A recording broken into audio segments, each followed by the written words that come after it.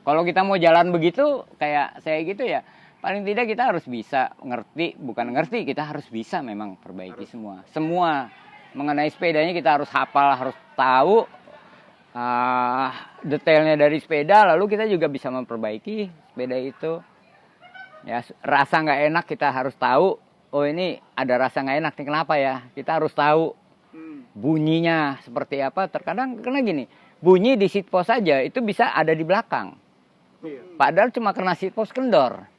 Wah, kita cari-cari, kita rasanya dengernya ada di belakang. Padahal di seat post yang kita, sadel yang kita pakai.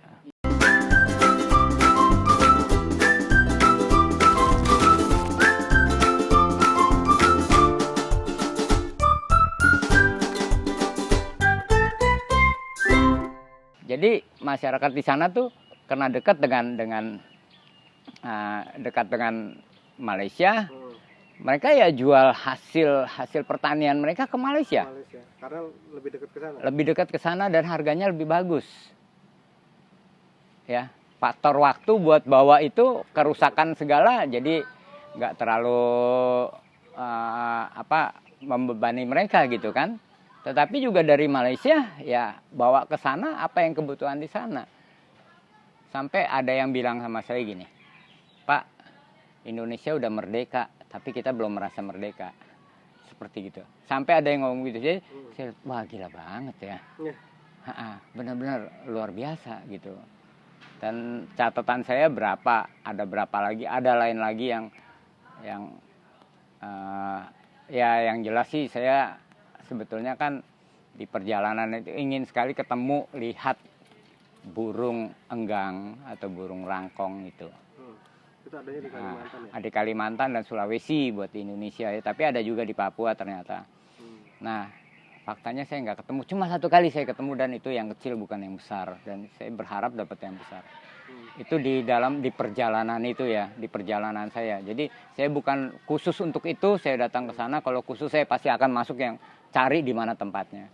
Tapi di perjalanan itu nggak seperti yang saya sudah lewati di Sulawesi. Itu banyak sekali burung itu kita lihat di perjalanan. Karena banyak pohon-pohon besar. Ini pohon-pohon besarnya udah nggak kelihatan. Yang ada sawit melulu, yang ada karet. Udah berubah sekali deh. Mungkin diburu juga atau burung? Kalau diburu ya diburu juga gitu ya. Tapi sebenarnya kalau udah nggak ada pohon-pohon besar tempatnya dia mau kemana? Mau turun ke bawah dia takut. Iya kan? Semakin tersisi lah ruang hidupnya mereka itu burung-burung itu. Padahal itu burung yang penuh kasih sayang. Kalau saya bilang sih burung setia ya, selalu berpasangan, nggak mau dengan yang lain. Itu satu buat saya tuh satu kebanggaan, kesenangan saya kalau saya bisa lihat seperti yang saya lihat di Sulawesi. Dan saya berharap Kalimantan katanya banyak hutan dan ya yang sudah saya jalani Kalimantan dengan Kalimantan Baratnya sedikit saya nemuin hutan. Termasuk juga yang sudah di Sumatera itu kan seperti yang ada di daerah Kota Cane, ada kaki Gunung Leuser, itu juga mereka bilang itu juga tempat paru-paru dunia. Dan memang hutan di sana masih hutan banget, pinggir jalan tuh benar-benar hutan di yang namanya Ketambe, bukan Ketambe. Apa sih? Pokoknya dia adanya di Kabupaten Kota Cane sana. Gitu loh. Bagus sekali. Saya sempat masuk ke dalam hutannya dan ketemu juga dengan ada orang hutan, memang asli orang gitu. Hutan hewan. Orang hutan hewan. Asli benar-benar gitu ya di alamnya. Kalau di kebun binatang ya sebetulnya kesian saya lihat. Ya mungkin kita nggak bedanya, saya biasa tinggal di kebun gitu ya, lalu jadi perumahan saya ngerasa kayak terkurung. Nah sekarang di sini dengan suasana kebun, walaupun tempat teman, saya lebih bebas, lebih merasakan enak gitu loh. Napas juga enak segala. Mereka itu melihat orang asing, lalu mereka ingin tahu, ya saya dipanggil gitu ya, diajak ngobrol-ngobrol, ketemu dengan kepala adatnya, dengan kepala desa seperti gitu. Ya itu hal-hal yang biasa seperti begitu, dan disitulah kita bisa dapat informasi perjalanan selanjutnya, lalu masyarakatnya bagaimana.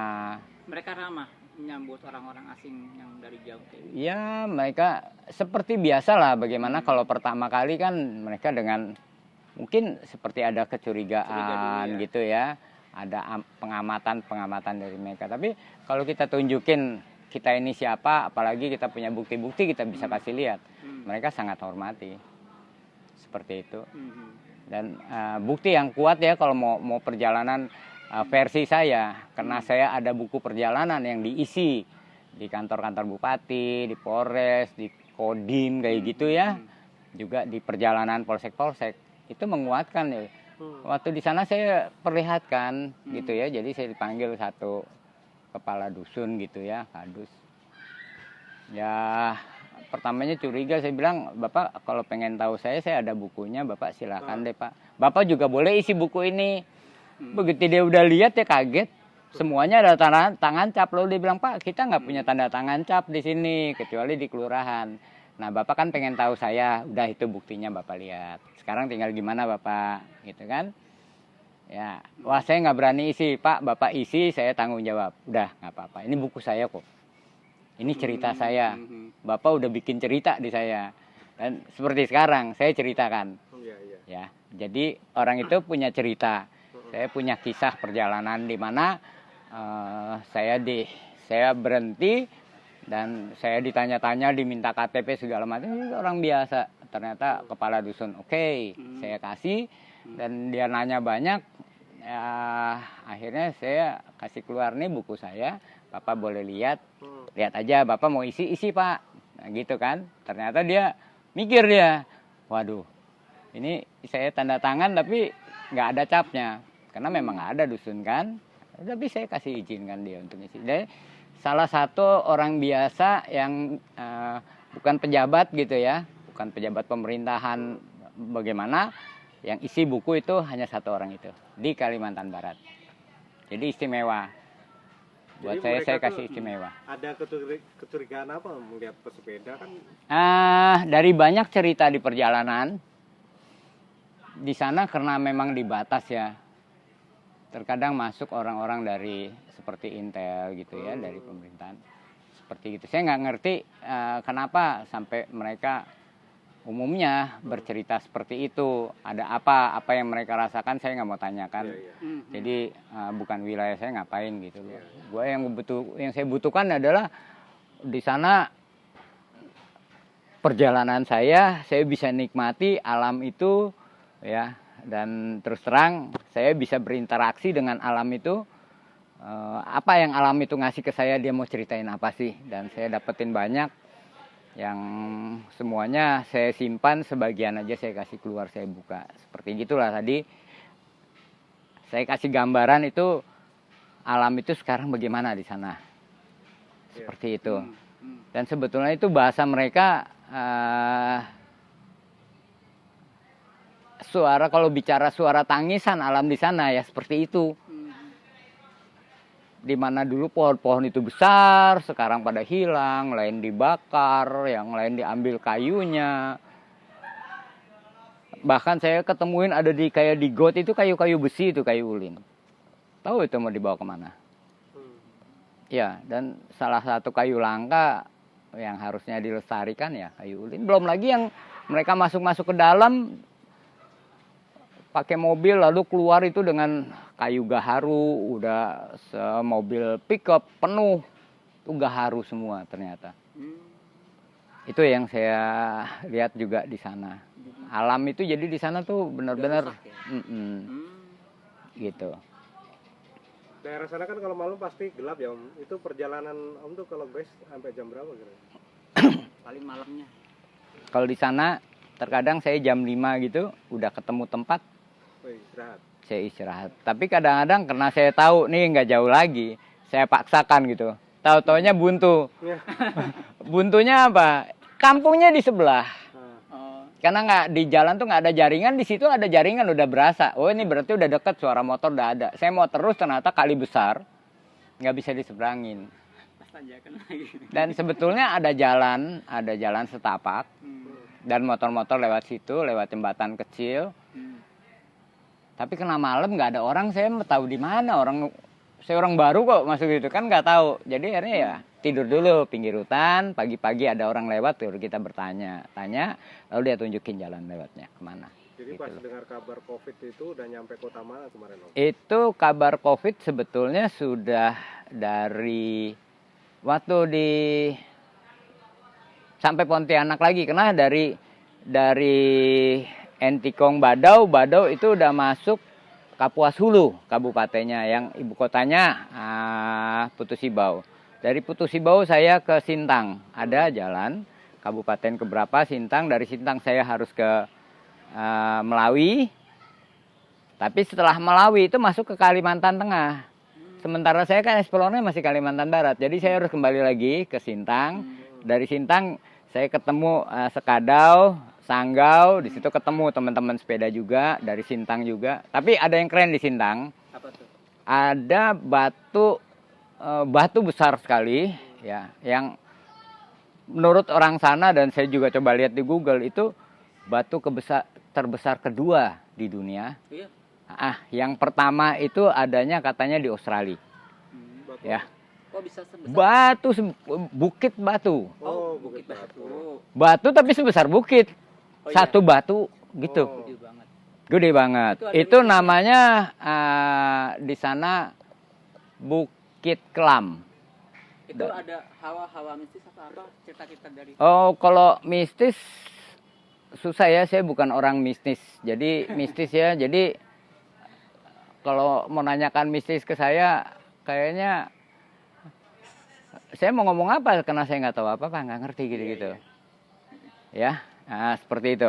Jadi nggak ngerti saya itu. Yang saya tahu saya sempat nginep di sana. Begitu saya sebelum sampai kota saya nginep dulu di situ karena asik tempatnya. Gitu, baru saya masuk Sintang. Sintang Melawi, Sintang, Sekadau, lalu Sanggau masuk Pontianak, baru gabung dengan Andi. Setelah itu kita jalan lewat Kuburaya sampai ke Ketapang. Ketapang itu udah sebelah dengan Kalimantan Tengah. Dari Ketapang lewat namanya Sungai Melayu sampai di Nangatayap.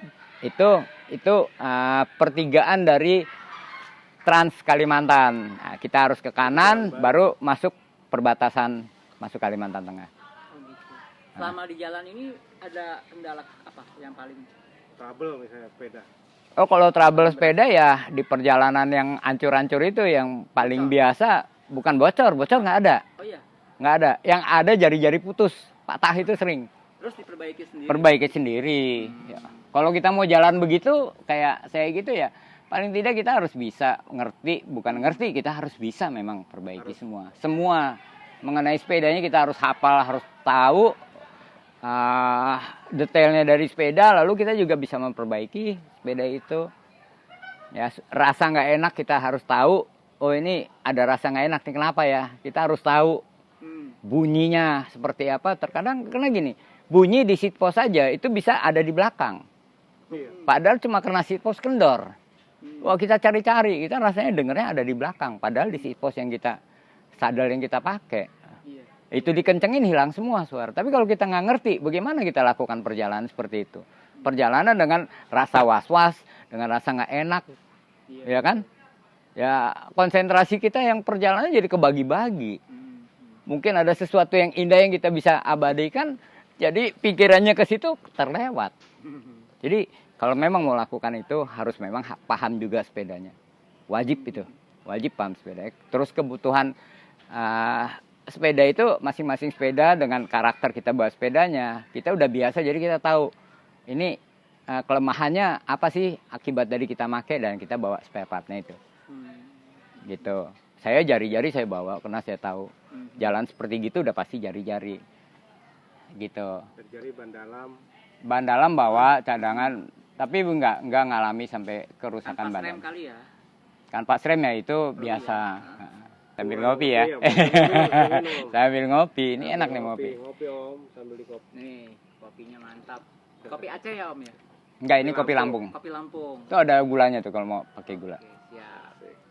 Ini bijinya, nah ini kopi Lampung nih dari Om siapa ya dikirim dari Lampung nih. Ah, iya. Ini Tapi waktu itu biji di roasting di tempat teman. penggilingannya. Nah, ini buat gilingnya di sini. Batu Ya. ini. Nih grinder ini. Nah tuh. Asik. Semua juga tahu deh kalau kayak gini. Apalagi orang yang Ah, ah. katanya pengopi gitu ya. Pengopi asli ya. Kopi Pengopi original. gitu. Bukan kopi sasetan. Hmm. Bukan kopi instan. Ya seperti itu. Kalau saya sih apa aja deh kopinya. Tapi ya kopi-kopi yang enak ya memang ada dari Aceh itu. Om, kalau anak-anak yang baru pengen mulai touring biar dia terbiasa untuk jalan jauh, nggak cepet-capek, nggak cepat pikirannya lelah, itu gimana Om? Ada tips nggak Om? Ya baru pengen mulai touring nih. Lo kan udah ngerasain. Dia paham. Udah ngerasain kan? Buat kita yang masih pemula nih, pengen touring jauh, Kalau buat yang pengen touring jauh ya apa tuh? Persiapannya apa Om? Untuk fisiknya deh. Kalau sepeda kita udah tahu lah harus di servis dua segala macam. oke. Kalau sepeda itu kan sepeda cuma alatnya ya. Mhm. Terus orang itu pelakunya, Iya, iya. ya kan? Jadi kalau memang mau bisa bagus, bisa enak ya sepedanya juga harus enak sesuai dengan orangnya dan orangnya juga mempersiapkan dengan baik supaya bisa lakukan perjalanan dengan enak. Kuncinya sebenarnya bukan di siapa-siapa, bukan di apa namanya. Terkadang orang bilang wah harus pakai sepeda ini merek ini, Harus wah bergerak, enggak harus gitu ya, touring, harus enggak legit, enggak ya? Karena kuncinya memang sepedanya Yang penting sepeda yang ilmunya.